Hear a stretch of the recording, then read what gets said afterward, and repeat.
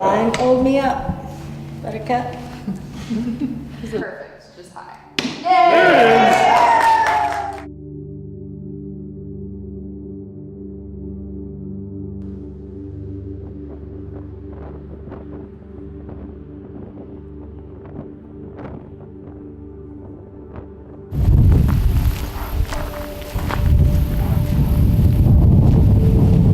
Someone's got an Amazon package.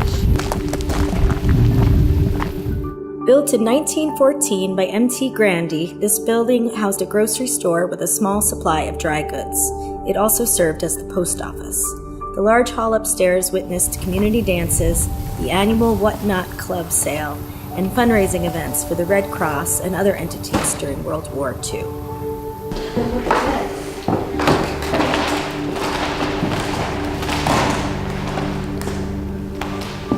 This is kind of neat. You can see the church right out here.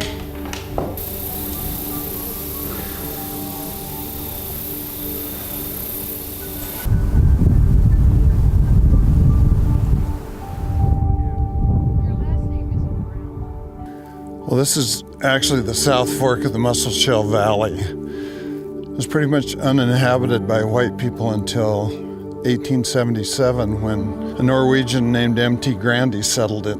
He brought 3,000 sheep in here from Idaho and was soon followed by a bunch of other Norwegian immigrants from the same area, Norway. And they all started to homestead around here because they all spoke the same language, of course. And then the valley started to change in about 1886 when up here in the Castle Mountains west of here, there was a discovery of silver and lead, and a boom town of Castletown, which is just 7 miles west of here, started up. In fact, by 1889, there was 2,000 people living there, which may have been the biggest city there ever was in Mark County, even by today's standards. My great-grandfather worked for M.T. Grandy, had a butcher shop in Castletown.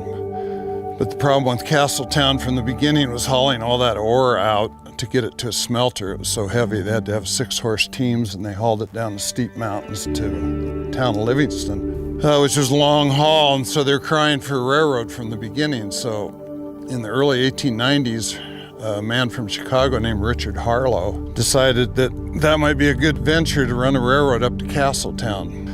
So then the valley started to develop, and this railroad was built. You can see the power lines now. This little town of Lennep here, which consisted of a school and a store, came to be a siding on that railroad.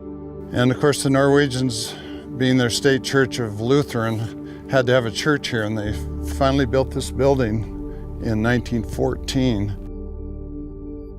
My great-grandparents and all those Norwegians were charter members in 1891. It's now the oldest ELCA church in Montana. What really truly makes it even more special here in the church is this particular old church with its high vaulted ceilings. It is acoustically just the greatest place to do music.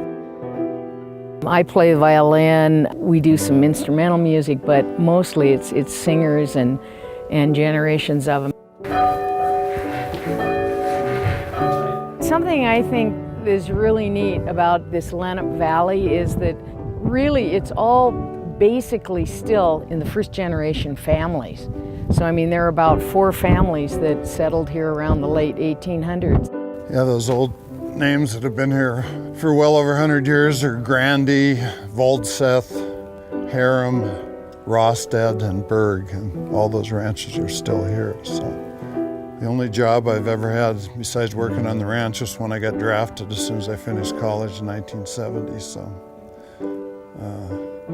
pretty narrow background, but deeply rooted in South Fork of the Musselshell soil, that's for sure.